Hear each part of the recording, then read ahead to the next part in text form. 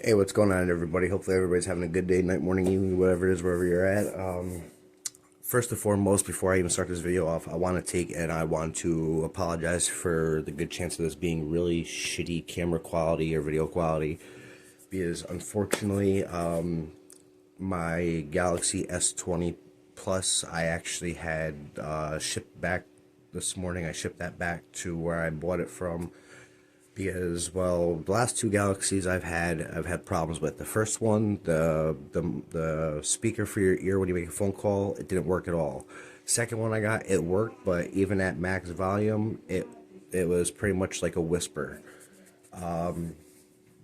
With that being said, that's hence why I'm also taking and waiting on my GoPro 11 to come in the mail, which that comes in the mail Wednesday. So just bear with me just till Wednesday when I'll have the GoPro, so I'll have that taken care of, so I don't gotta rely on a phone anymore. I'll have the GoPro. But with that being said, this guy's actually making it easy for me now. Yes, we're talking frame chasers again. He's actually like literally giving me videos to make. It's kind of funny, but at the same time too, it gives me something to do too on my days off from work. Uh, with the whole 2070 Super versus 4080, 4070 Ti, etc., etc. So why don't we just take and get into it? Yeah, and this will be the first time I'm watching this video, so let's get into it. X4000 series card. Basically, they were able to increase the performance of. Come on. So today we're going to be focusing and reviewing this half-breed here, the 4070 Ti Super.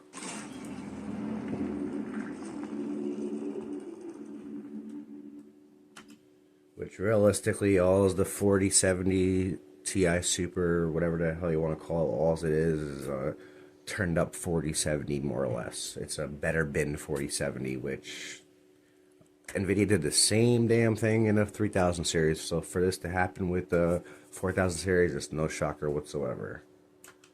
Now this is. Which I can already tell you how this is going to pan out before he does any other benchmarks or whatever he's going to do. Is in the case of 4K, the 4080 is going to be your top dog here. In the case of the 4070 Ti versus the 4070 Ti Super, you're going to be better off going with your 4070 Ti. The differences are going to be so minor, it's not even going to be worthwhile. Because all in all, as it's said, anybody that knows the hardware knows about the stuff, you don't actually start to see differences till you're about 20% difference. So you could be 10% difference, you're never going to notice it. You're going to be 15% difference, you're never going to notice it. 20% difference is when you're going to start to see is when you're actually going to start to see the differences. Probably going to be the only Super Series card that I review on this channel. Super is just more of the ugly card. Count of a 4070 Well, Ti. the cooler is ugly. Using a 103 die. So this card here has the most kind of changes to it out of cards on paper. The 4070 Ti Super should. I don't care about the specs. The specs are all pretty. Didn't care about didn't care about look at the specs. You guys can off of his video, or you can just go online and research the stuff. But all the specs are gonna be pretty similar. I mean, the cards are all pretty similar except until you hit the 4080. Now the 4070 Ti Super has a 256-bit bus, so it kind of gives you a free bandwidth upgrade on the memory system. So what I want to find out is, does that performance advantage just vanish if you do a max overclock on a 4070 Ti? So the 4070 Ti Super right now comes. Well, in the case of doing a max overclock, you're not going to get a max overclock off of an air cooler. It would be a max air-cooled overclock, more or less, and in the case of water cooling for an AIO or a water block, it would be a max AIO overclock or a max water-cooled overclock. So all the overclocks that he's going to show here, benchmarks, etc., is based off of air cooling, not water cooling, not AIO, which you'll be able to pull more out of it. And I'll explain that later, a little bit down the line in this video, how you're able to do that. $799, right? Actually, this model here, which was provided by MSI, comes in at around $850. But I had no idea MSI was actually sending me this card because I actually ordered another one with supporter money. So I actually ended up having two. See, as I've been saying it in my videos, that 4070 right there, he just said it himself. He didn't know MSI was sending him that one, which means he's sponsored through them. and he bought that one off of supporter money. So he depended on people giving him money to buy that card right there. Not doing it with his own money, he depended on it. So in the case of his supporters, it's not an unbiased review. It's a biased review because he's got to make his supporters feel like that their money that they sent him is worthwhile. So he's going to say what he can say in favor of the supporters of people who are donating to him. That's not an unbiased review. An unbiased review is you say what you're going to say about the review, or you say what you're going to say about the hardware, no matter what. You don't care. You're going to say what you're going to say based off of what you know and what you can show and or what you can prove. So it's not an unbiased review, which that's what he's doing. He's reviewing it, which is based off of his opinion, which none of it is fact. An opinion is not based on fact. An opinion is based off of an idea or someone's thoughts. Cards, but we're gonna end up using this one for the video because it has a higher power limit than the MSRP one over here, right? And then I'll be giving this one away in the Discord because I don't need 2 cards. But hang on one second, let me look at that really quick. Because it has a higher power limit than the MSRP one over here, right? And then I'll be. It's gonna have a higher power limit. You're talking about a Gaming X Slim versus a WindForce overclocked 16 gigabyte. I mean, yeah, they're both 16 gigabyte from what it looks like. But nonetheless, I mean, the 4070 Ti Super may not be 16 gigabyte. To be honest with you, I didn't even look at the RAM wise. To me, 12 gigabytes is more than enough. So I mean, the max amount of gigs that you get for the RAM don't really matter to me, for the most part. Giving this one away in the Discord because I don't need 2 cards, but we need. Okay, so maybe he does give hardware away. He says he's gonna give that one away on his Discords, but here's the kicker: for what you're gonna pay to get to his Discords, this is where his frequently asked questions came into play. When I went to his Patreon, for what you're gonna pay to get into the Discord, you might as well. You're literally paying for that GPU. If you're somebody that he gives that card away for, what that card cost, you could have literally bought that GPU without even being on his Discord. So you're literally, yeah, you may be getting a small discount, but you're literally. He's not giving it away. He's selling you something that you can already buy from a company. That makes no damn sense. Need to go and find out how much you can get these. They're not obsolete. They're called right now, and for very good liquidation prices right now, which puts this card in a very tight spot.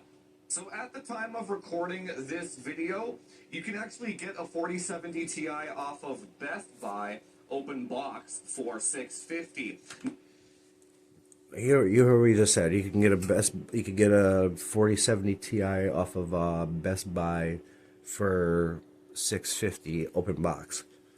That's funny because on his frequently asked questions thing, to start asking him questions and to join up with him, it's going to cost you $600. So why would you spend $600 to join his thing and listen to his bullshit when for $50 more you can get it right through Best Buy with the warranty, etc., etc.? Really? This makes no damn sense. Now there were a few on Newegg for $630, but they all sold out by the time I actually finished recording. And then Newegg as well. There you go. As long as you have eBay's money back guarantee, you got your buyer's protection. Never ever, I don't care who you are, lesson for the wise.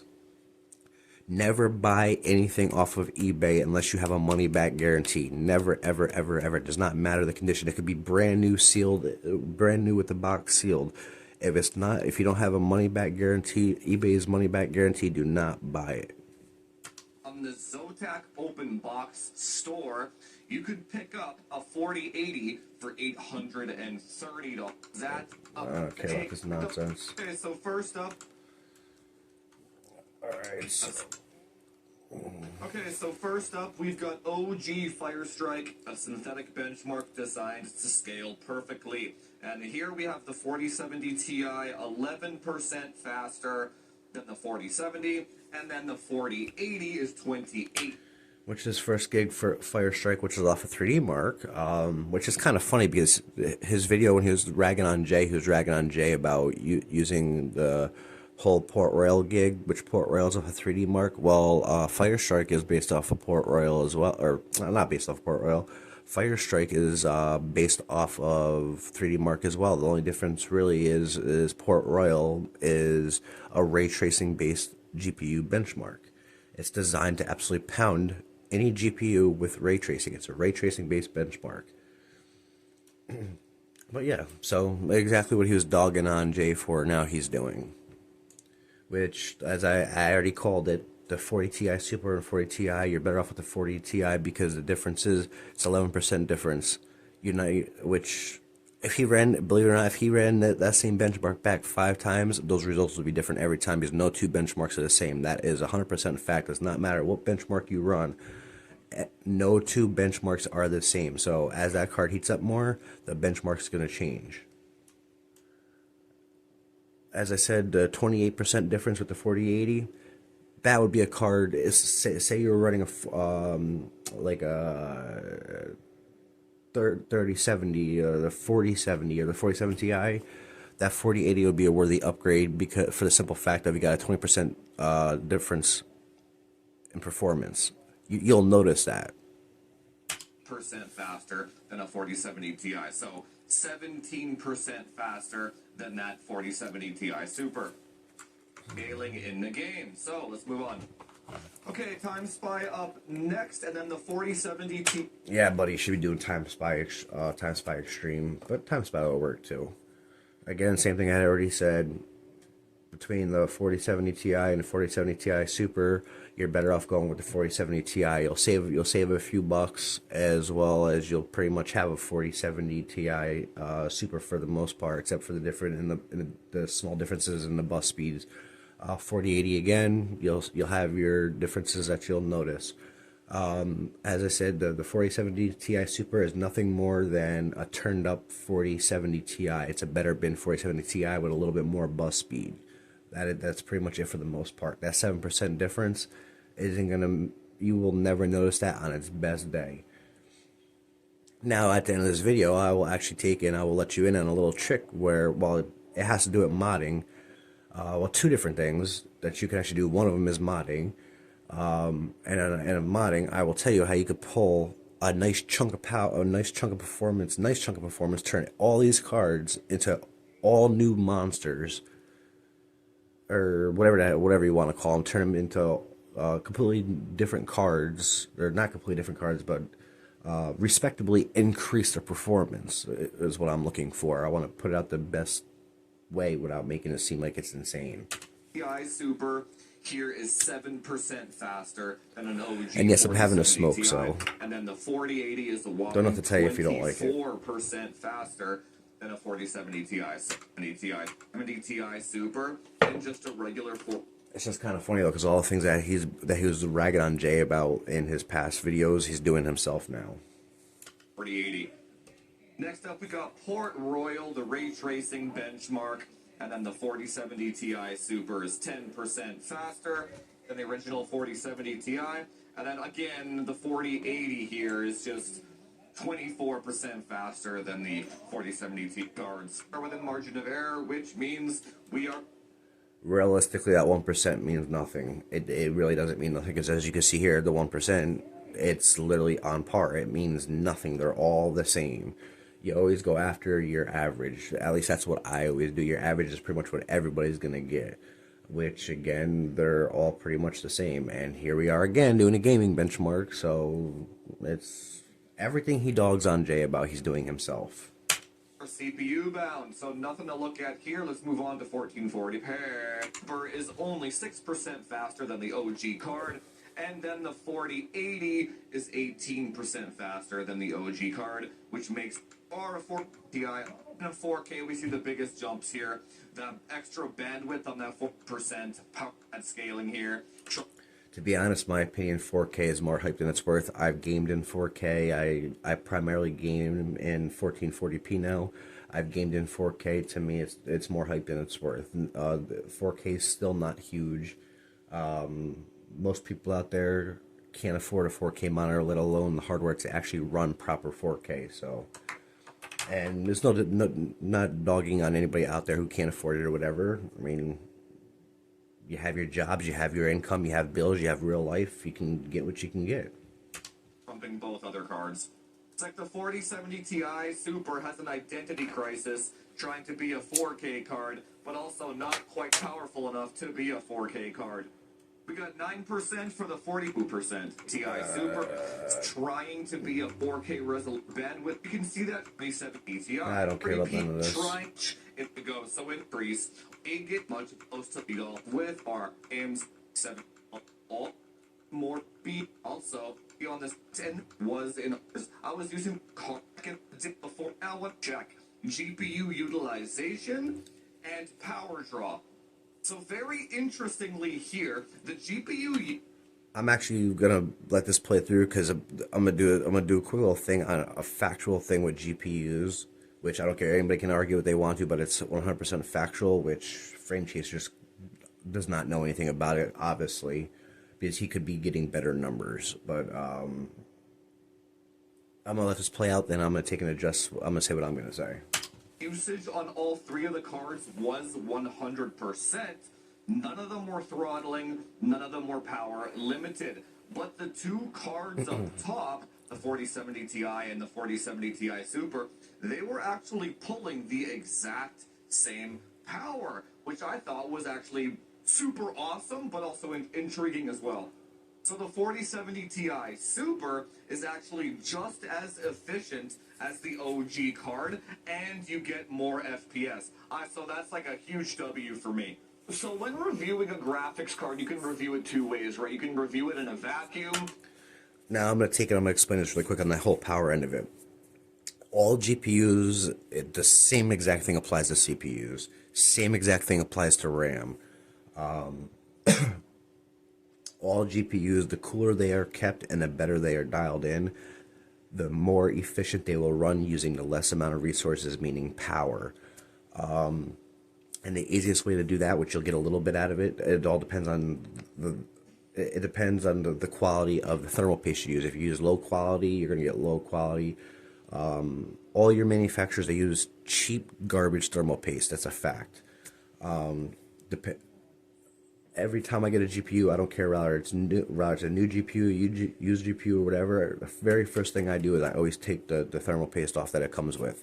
I don't want the garbage on there. I'm putting my own, which the only thing I run is liquid metal. You will not see me running anything else but liquid metal unless it's my RAM. And when it comes to GPUs and CPUs, I'm always lapping. The dies are always getting lapped. And on the CPU end, I'm always running direct die. GPU end obviously is direct die because your cooler is directly on the die. That's a given. But yeah, I mean, and it's almost towards the end of the video, so I'll give it up. For those who don't know, you 100% can pull off a factory cooler from a GPU. It will not void your warranty due to the Right to Repair Act. The void sticker that's on the screw for when you take the GPU apart, sometimes it's on the actual bracket that holds the cooler down to the die. Sometimes it's on one of the screws that hold the back plate onto the die or onto the back of the PCB for the GPU. If you break that sticker,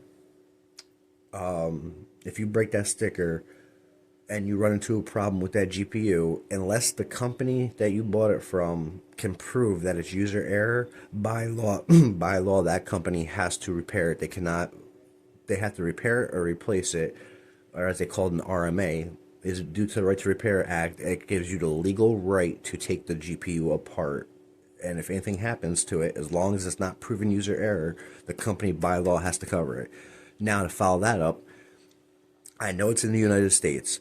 If you're across seas or wherever it is, if you're in the United States, the Right to Repair Act covers the entire United States, point blank. But if you're like in Canada or across seas or wherever you're at, that's not the United States, check in the country that you're in if the Right to Repair Act is there as well. If it's not, then you're screwed. Or if it's not, and you take the GPU apart and put it back together, and the GPU is screwed up, you're screwed unless you can fix it yourself because you voided your warranty.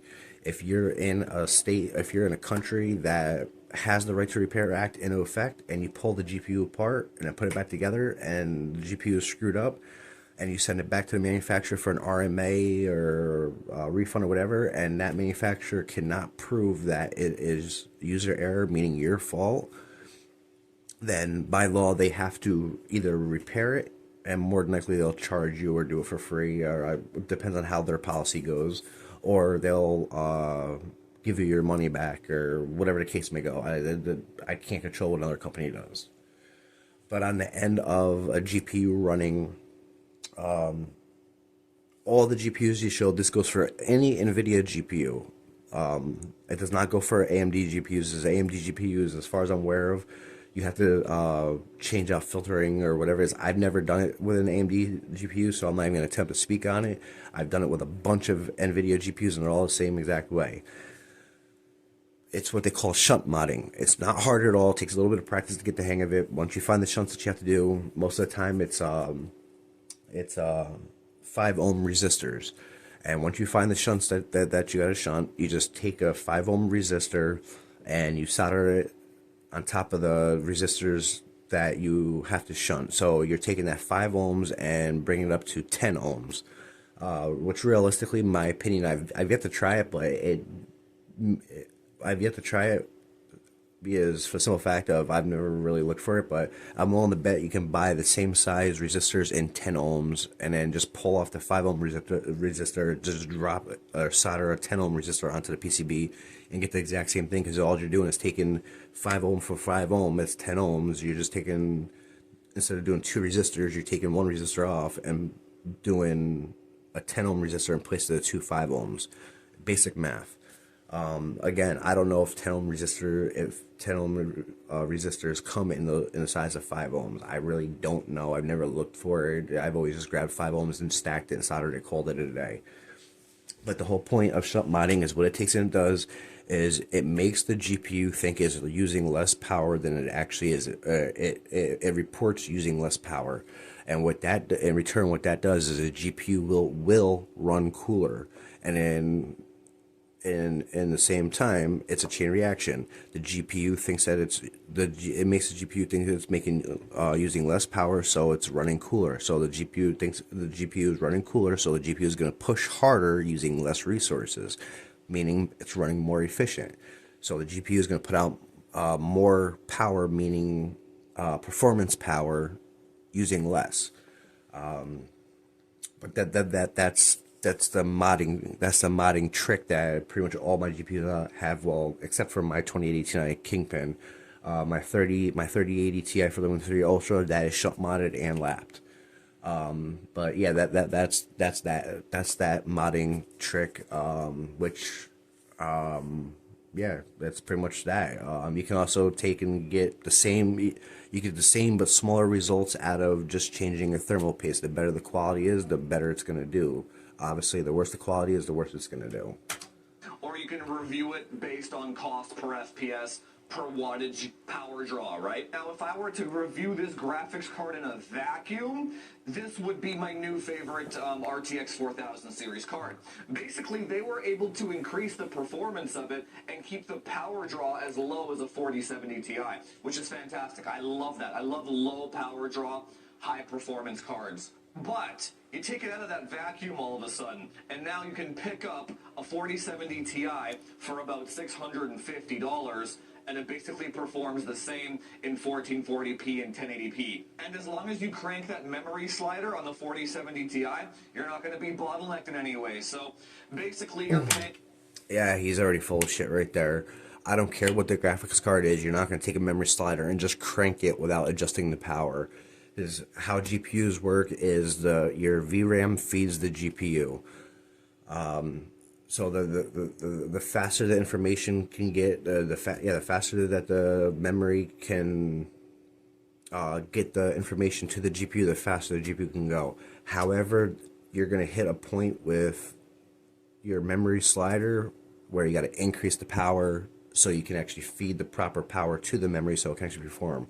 And at the same time too, you're also taking and increasing the heat that the VRAM is going to heat up too, which also returns back to the GPU.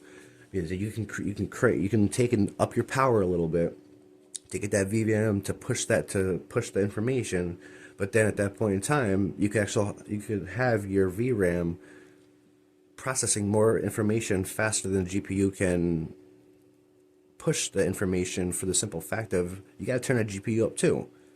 You at that point in time, it's gonna be kind of weird saying it, but it's gonna be like bottlenecking your VRAM because your GPU is not processing that information as fast as the GPU or as fast as the VRAM is sending it.